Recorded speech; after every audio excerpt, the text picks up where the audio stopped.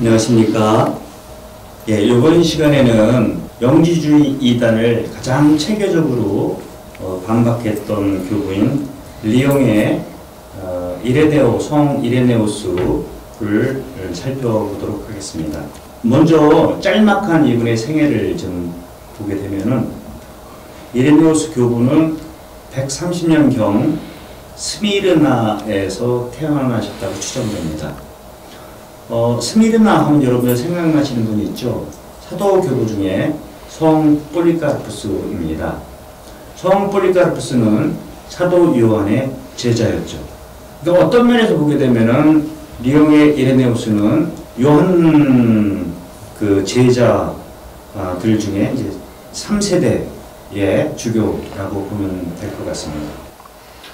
무슨 이유로 해서 그 소아시아 지방에서부터 리옹, 지금의 프랑스 땅으로 갔는지는 잘 모르겠는데, 177년에 그 리옹의 주교였던 포티누스 주교님께서 순교하심으로 그 공석을 이어받아서 리옹의 주교가 됩니다. 이분은 이 쓴 책은 크게 두 종류밖에 남아있지를 않아요. 근데 가장 중요한 책은 이단 반박이라는 책입니다. 아드베르수스 헤레시스라는 책인데요. 전체가 5권으로 되어 있어요. 근데 유감스럽게도 그리스말로 쓰셨는데 그리스말로는 여태까지 남아있지를 않고요. 다행히도 라틴어로 번역된 5권 전체가 지금까지 전해져 내려오고 있고, 또 마지막 4권과 5권은 아르메니아어로 지금까지 번역돼서 내려오고 있습니다. 이 이단 반박이라는 책은 이단들을 반박한 책이죠. 반박문적 그 책들은 일방적인 주장이 너무 많을 때가 있어요. 그래서 한 사상가의 사상을 일목요연하게 보기는 참 어려운데요. 이단 반박 책 말고 성 이레네오는 또 다른 책을 쓰는데 이걸 에피데이식스라고 합니다. 한국말로는 사도적 가르침의 논증이라고 번역될 수 있는데, 이단 반박도 그렇고 사도적 가르침의 논증도 그렇고 한국말로는 번역이 완역되지는 않았어요. 그렇지만 제가 좀 번역해 놓은 게 있어서 언제 시간이 되면 시즌2 시간에 본격적으로 이 책을 읽어가면서 공부했으면 너무너무 좋을 것 같습니다. 정말로 우리 시대에 꼭 필요한 책이라고 할 수 있는데, 오늘은 그냥 개략적인 설명만 해드리는 걸로 하겠습니다. 이단 반박. 성 이레네우스는 이단을 반박하는 데 5권을 썼다고 했지 않습니까? 제일 첫 번째 권에 그 이단들이 종류에 대해서, 또 그들이 어떤 주장을 하고 있는지에 대해서 아주 자세하게 설명을 하고 있습니다. 이 자세한 이제 그들의 주장을 이제 열거한 다음에 이제 하나하나 그들의 거짓 영지 정체와 또 반박을 하게 되는데, 여러분 같으면 이 이단을 반박할 때 뭐를 가지고 하겠어요? 제일 처음엔 이성이죠. 그게 논리적으로 맞냐 이야기예요. 두 번째는 성경을 가지고 얘기를 해야 돼요.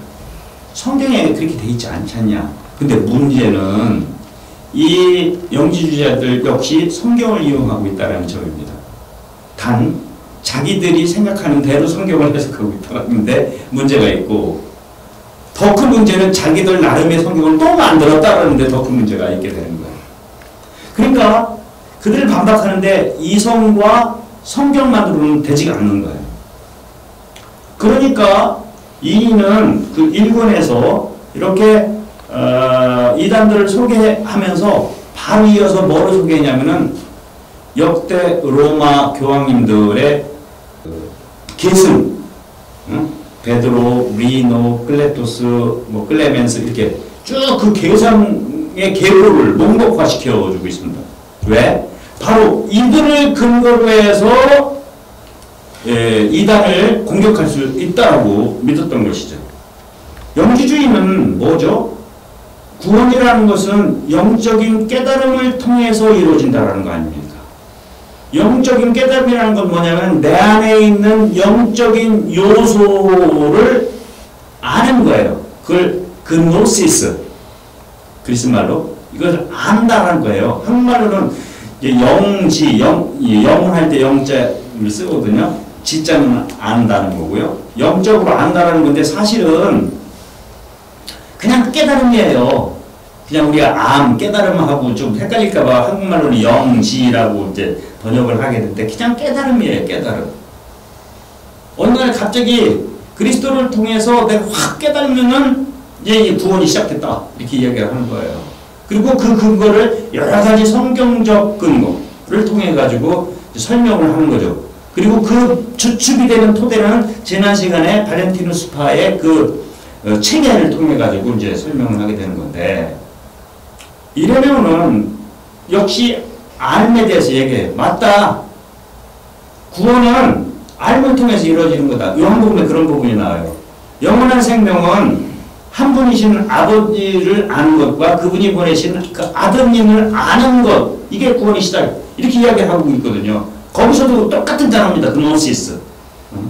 안다. 근데 뭐를 알아야 되느냐?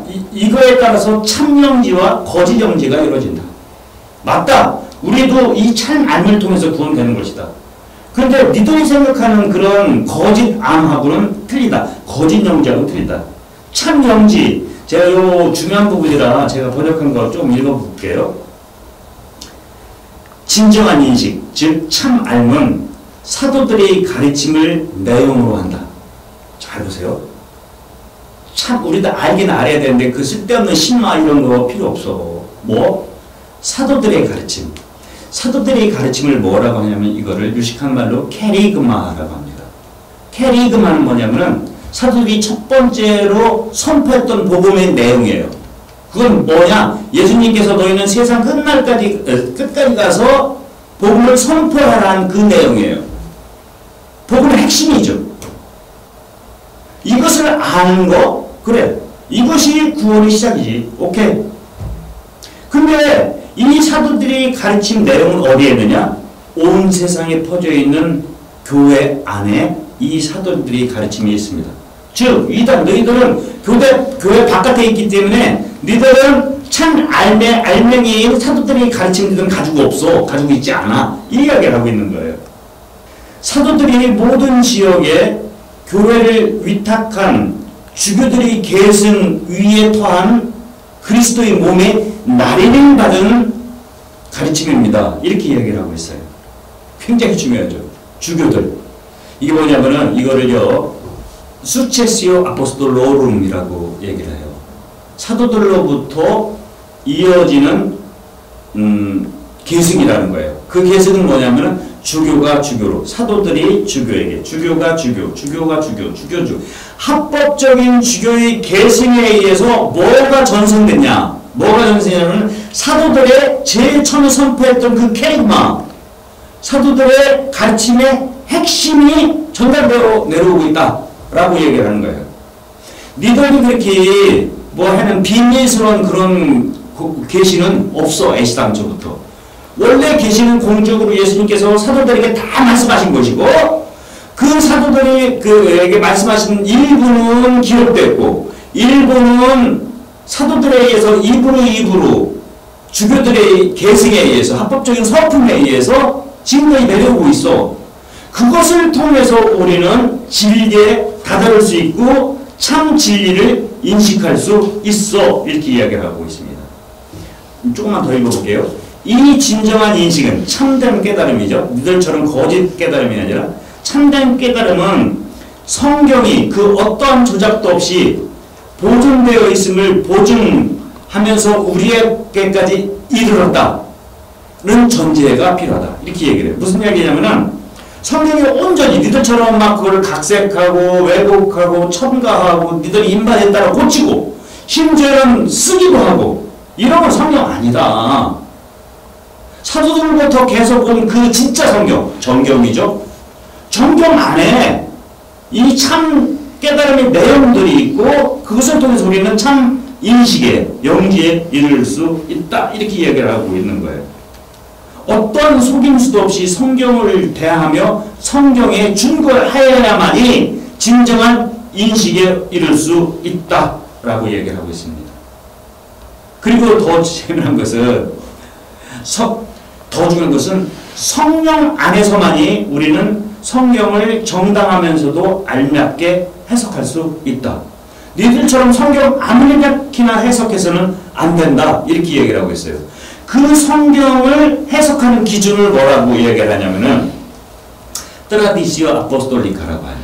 사도로부터 이어오는 전통을 통해서 우리는 성경을 제대로 읽을 수 있는 것이지 니들 멋대로 이열령 비열령으로 읽어서는 안 된다. 이야기를 하고 있는 것이죠. 요즘에도 이런 일이 벌어지고 있잖아요. 특정 종파를 얘기해서 좀 그렇지만 신천지 같은 경우에는 성경 공부한다고 하는 거 아닙니까? 근데 성경 공부를 통해서 진리를 알지 못해요. 그 성경을 알 수 있는 해석의 눈을 가져야 되는데 그 해석의 눈은 사도들의 가르침이고 그 사도들의 가르침은 사도들의 전승을 통해서 그거를 우리는 뭐라고 그래요? 성전을 통해서 해석될 수 있다. 그 성전이 명령이 흐르는 것은 주교들의 합법적인 서품의 계승, 석세션을 통해서 이루어지고 있다. 이렇게 얘기를 하고 있습니다. 그러면 이 트라디시오 아포스톨리카 사도적인 전승의 핵심은 뭐냐? 여기서 이 양반은 그런 얘기를 해요. 그리스말로 깐네스테사레테이아스 이렇게 얘기를 하는데 한국말 하면 신앙 규범 혹은 진리의 규범이라고 얘기를 할 수 있어요. 레굴라 피데이 같은 말은 룰이죠. 룰. 신앙의 룰 혹은 진리의 룰, 규범, 규정. 그것을 뭐라고 얘기하냐면은 그게 바로 우리의 신경 안에 그대로 다 있다라는 거예요. 제가 한참 전에 그 신경에 대해서 얘기했어요. 신앙의 조목. 이게 그래서 중요한 거예요. 우리 신앙은 바로 신앙을 고백하면서부터 시작됐는데 지금 계시 내용까지도 이 신앙 고백했던 그 내용을 토대로 해서 봐야만 한다. 이렇게 이야기를 하고 있는 것입니다. 그러니까 엉뚱하게 가지 말고 합법적인 주교들과 함께 일치를 이루는 교회 안에서 우리는 진리를 얻을 수 있다. 이야기합니다. 사도들이 교회 안에 마치 풍요로운 창고처럼 진리에 관한 모든 것을 놓아두었습니다. 라고 이레네오는 이야기를 하고 있습니다.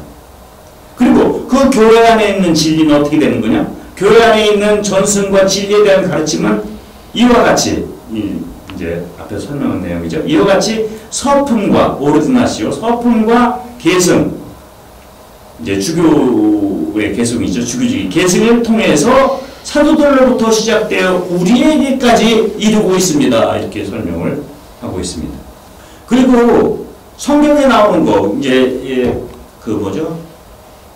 영지주의자들은 구약은 성경으로 치지도 않았어요. 자기들이 입맛에 맞는 것만 또 따와서 그거는 마치 사람 안에도 육적인 인간, 영적인 인간, 이제 혼적인 인간인 것처럼 성경 안에도 이게 섞여 있다라는 거예요. 그래서 지들이 인용하는 거는 영적인 문맥이라고 그래가지고 지들이 또 이제 써먹는데 입맛에 따라서. 근데 이르네오는 그렇게 하질 않아요. 성경은 전체가 하나의 몸이다. 그렇기 때문에 이거를 전체 입장에서 봐야지 네 입맛에 따라서 이렇게 하는 것은 성경을 조각내는 것이다. 즉 하나님의 계시를 조각내는 것이다. 이제 이렇게 이야기를 합니다.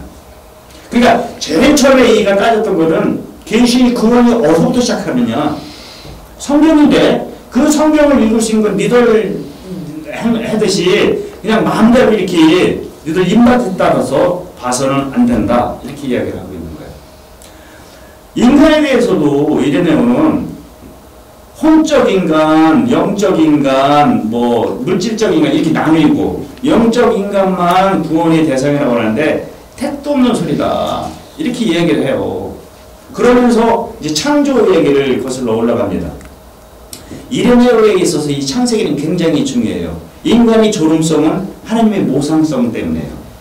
근데 여러분 창세기 1장 26절 27절을 잘 보게 되면은 하나님께서 뭐라고 그러냐면은 우리를 닮도록 우리의 모습으로 인간을 만들자. 한국말은 이게 확 튀어나지는 않는데요. 원어로 보게 되면 두 개념이 있어요. 하나는 하느님의 모상성입니다. 하느님의 모습이죠. 이거를 이마고 데이라고 얘기를 합니다. 라틴 말로. 데이는 하느님이라는 뜻이에요. 하느님의 이미지라는 거예요. 이미지. 근데 하느님께서 당신의 이미지로 우리를 만든 이유는 뭐냐면 당신을 닮도록. 이제 이쪽이 이마고 데이, 이미지라고 한다면 이쪽은 시밀리투도 데이라고 해요. 하느님을 닮는 것, likeness죠. 영어로 치면. 하나는 이미지고 likeness예요. 하느님께서는 인간에게만 당신의 모습대로 우리를 빚어 만드셨어요. 그리고 그 빚어 만든 흙덩이에다가 당신이 숨을 넣어주셨어요. 근데 그 근본적인 이유는 어떻게? 당신과 하나 되도록, 당신을 닮도록. 인간의 구원의 맨 마지막은 뭐냐면 이거를 신화라고 합니다. 페오레이시스, 그리스 말로. 라틴 말로는 데이피카시오라고 해요.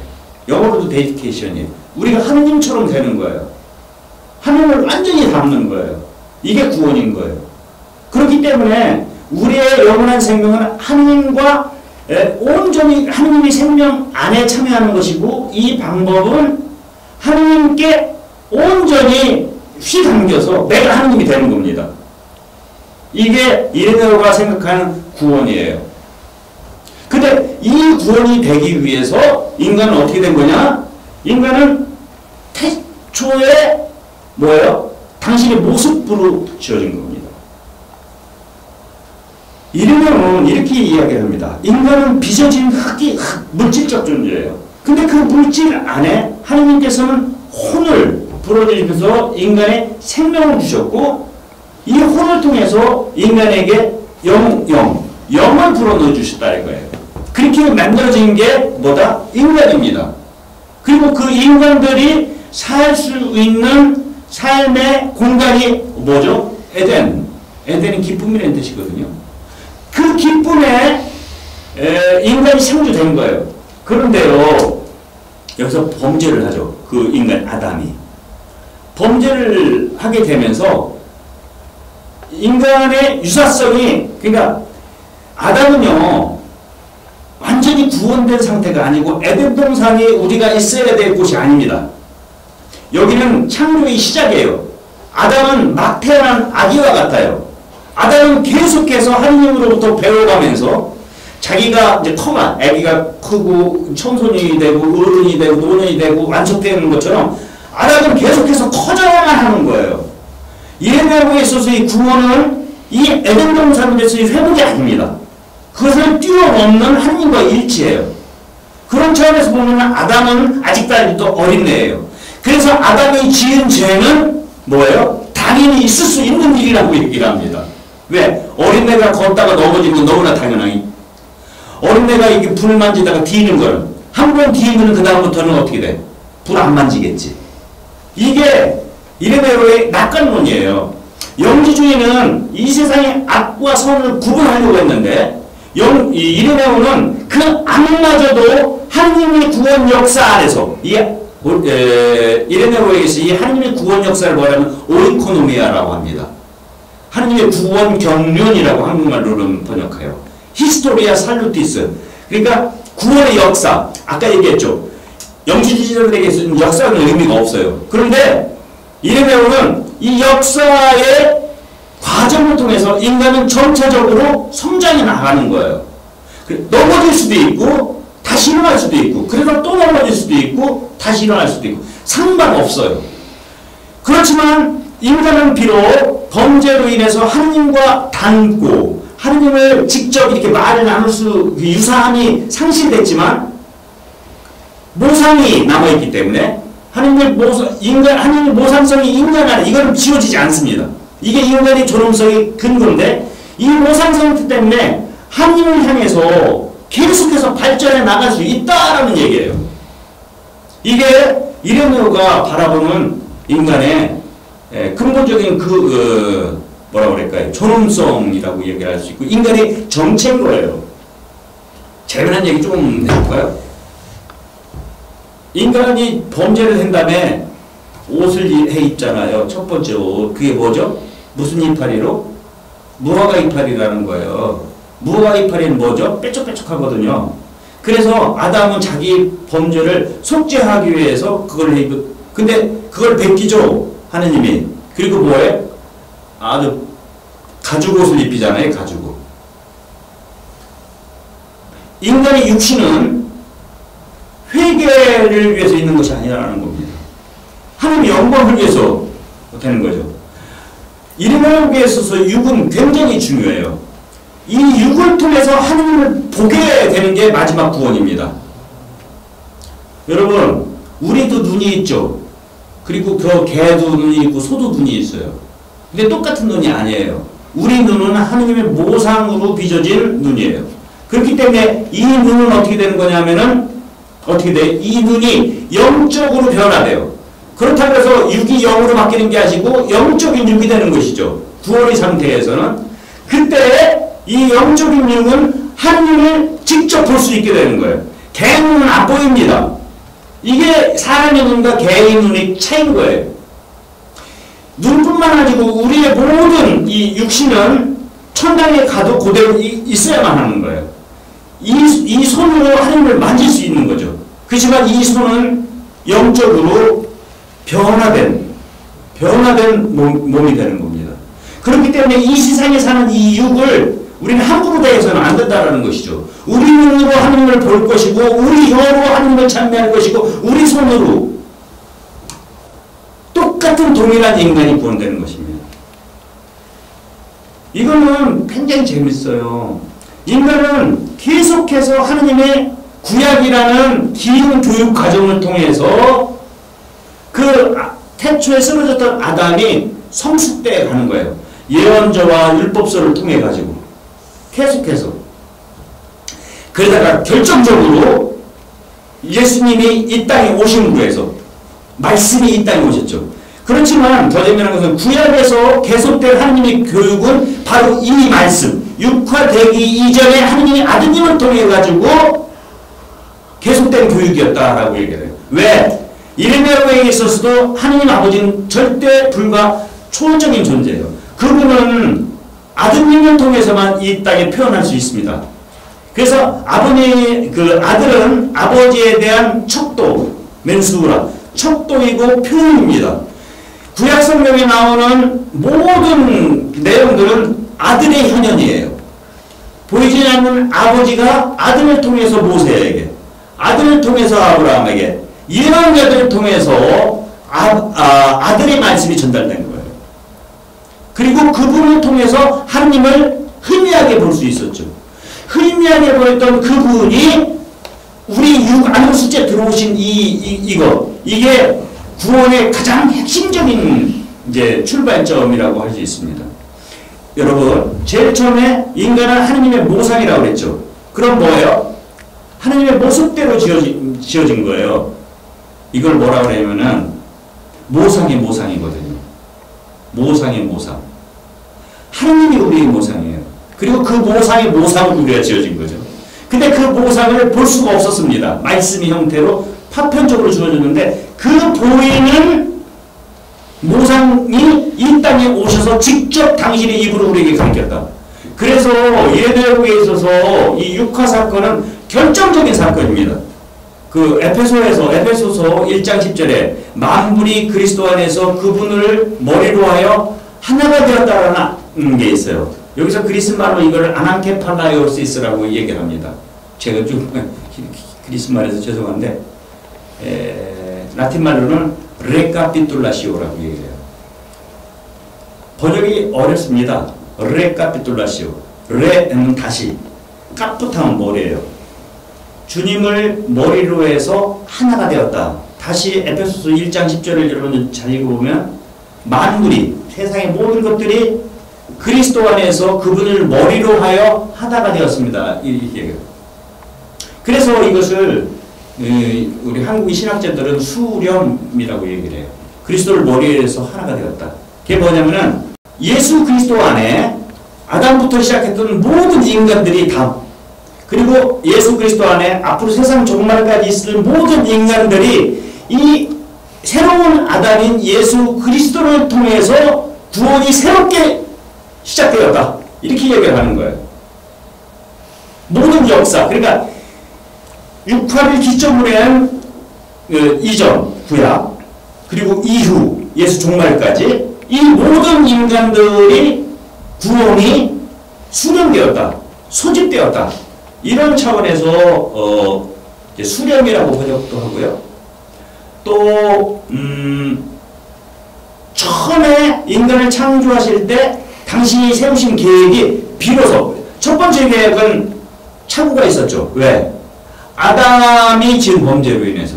원래 아담은 하나님 모상대로 만들어져서 하나님을 닮도록 만들어진 존재였거든요. 근데 그게 안 된 거예요. 그러니까 새로운 아담이 오셔서 어떻게? 그 하나님이 아버지의 구원 계획을 완성시켰다라는 의미에서 이걸 원상 회복이라고도 이 레카피툴라시오를 해석할 수 있어요. 그러니까 만물이 그리스도 안에서 그분을 머리로 하여 구원이 다시 시작되었다. 결정적으로 시작되었다. 혹은 완성되었다라고 이야기를 할 수 있는데 이건 굉장히 중요한 개념입니다. 아나케팔레오시스. 그분이 그러니까 가장 핵심적인 것은 그 하느님이 우리 이웃 안으로 오셨다. 그렇기 때문에 여러분 가끔 미사 때 신비로운 교환 이런 그 미사 경문 들어보셨을 거예요. 이게 이레네오의 이야기입니다. 하느님이 인간이 되신 이유는 우리가 하느님이 될 수 있도록. 이 신비로운 교환이 이 성체성사 때 계속 이루어지는 거예요. 여러분 못 들으시겠지만 사제들은 물과 포도주를 중간에 섞습니다. 포도주만 가지고 하는 게 아니에요. 이제 포도주를 먼저 성장에 붓고 물을 일으켜요. 그러면서 어떤 게 들어있냐면 이 물과 술이 하나 되듯이 물과 술이 하나 되듯이 인성을 취하신 그리스도의 신성에 우리도 참여하게 하소서라고 얘기합니다. 이거는 이레네오스의 기도문이에요. 이레네오에게 있어서 성체성사는 굉장히 중요합니다. 성체성사는 우리 그리스도인의 모든 사고를 결정하기 때문이라고 이야기를 하고 있는데 보십시오. 아까도 얘기했지만 성체성사라는 것은 우리가 바친 예물이 우리 노력, 우리 피땀이 있는 그 빵 부스러기가 물질 덩어리가 그리고 음료, 액즙이 과일을 짜낸 그 액즙이 그리스도의 성체와 성혈로 바뀌어버린다라는 거거든요. 이게 영지주의에서는 상상을 할 수가 없는 거예요.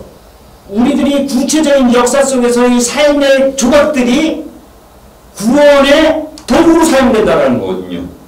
단순한 그리스도의 몸과 피, 즉 하느님의 어린 양의 몸과 피는 그냥 하늘에 뚝 떨어지는 것이 아니라 우리의 노력에 의한 볼품없는 물질 덩어리인 빵과 우리 피땀이 어린 그 음료를 통해 가지고 그리스도의 몸과 피가 된다라는 이야기예요. 이게 가능하기 위해서는 근본적인 창조의 선성, 우리가 살아가는 이 역사의 중요성, 우리들이 이 육으로 하는 모든 그 활동의 성사성, 이 모든 것이 다 담보되어야만이 이 성체성사가 될 수 있습니다. 그래서 이레네오를 우리는 성체성사의 성인이라고까지 이야기를 하고 있습니다. 끝으로 이제 이레네오가 5권의 책을 썼다고 그랬잖아요. 아드베스트 헤리시스 그 이단 반박. 근데 왜 그리스도 원어로는 안 남아 있을까? 이게 맨 5번째 권 때문에 그래요. 맨 5번째 권은 이른바 종말론이거든요. 이 종말론에 천년 왕국설이 나와요. 그래서 이게 어떻게 보면은 이레네오스의 약점이죠. 그래서 그리스 말로는 없어졌고 라틴 말로는 남아있고 이렇게 남아있는데 그것도 우리가 영성적으로 다시 해석을 해볼 필요가 있습니다. 인간이 마지막 천년, 그러니까 세상 천년 왕국설은 천년이 하루 같다라는 말에서 나온 거거든요. 창조부터 시작해서 영원한 안식까지가 7일에 6일째 6천년이 될 때 예수님이 오셔서 이 1000년 동안 이 땅에서 다스리는 거예요. 이 1000년을 지상 왕국에서 지낸 다음에 이제 세상 종말이 하나님의 시간으로 편입되는 건데요. 요 1000년 동안 뭔 했냐면 우리의 육이 완전히 영적으로 성령이 질로 변화되는 거예요. 육이 없어져 버리는 것이 아니라 우리 눈이 그리스도를 하느님 아버지를 마치 그리스도께서 하느님 아버지 품 안에 있는 것처럼 우리 육이 변화되는 거예요. 우리 육이 거룩하게 성화되는 이 시간인 거죠. 육이 없어지는 것이 아니라. 이만큼 이레네오에 있어서 이 인간의 육은 굉장히 중요합니다. 육을 통해서만이 하나님을 보는, 영으로 하나님 보는 게 아니고 육적인 우리 눈으로 하나님을 보는 거예요. 살아있는 인간은 하나님의 영광이며 인간이 살아있다는 것은 하나님을 보는 것이다. 아주 굉장히 유명한 말씀입니다. 우리가 살아있는 것은 하나님을 조금이라도 우리가 느끼면서 살아가는 거예요. 하나님을 보는 거예요. 하나님을 믿지 않아도 우리는 하나님을 봅니다. 왜? 인간은 그 모상대로 되어 있기 때문에. 그렇기 때문에 우리 생명이 온전히 피어나는 것은 그분의 영광이 드러나는 거예요. 근데 그분을 온전히 볼 수 있다는 것은 우리 눈을 통해서만 볼 수 있는 거예요. 그게 가능한 때가 언제냐? 어쩌면은 영지주의자들에게는 그 충만일 때, 하느님 안에서 내가 온전히 받아들여질 때, 그때 우리는 신이 되지 않아요. 하느님처럼 되지만 우리는 역시 인간입니다. 그렇지만 우리 인간은 하느님과 교제할 수 있는 존재인 것이죠. 이래서 천사들이 우리를 보고 시기합니다. 이게 제 말이 아니고 이레네오 얘기예요. 천사들, 루치페리 왜 인간을 유혹했느냐? 자신들은 더 영적인 존재고 하나님하고 더 닮았음에도 불구하고 하나님의 특별한 우리 사랑 때문에 그랬다는 거예요. 이쪽은 뭐 여담이지만 하여튼 이렇게 짧게 이레네오의 가르침을 좀 봤습니다. 이렇게 짧게 볼 수는 없는 거고요. 언제 시간이 되면은 더 깊이 있게 보도록 하겠고, 이 현대도 우리들이 묵상할 영적인 풍요로움이 너무너무 많아요. 이 이레네오 교구를 통해서 그런 시간이 왔으면 좋겠습니다. 다음 시간에는 이제 2세기를 끝내고요. 호교교부 2세기를 끝내고 이제 3세기로 3세기 교부들이 어떤 분들인지 알아보도록 하겠습니다. 감사합니다. 안녕히 계십시오.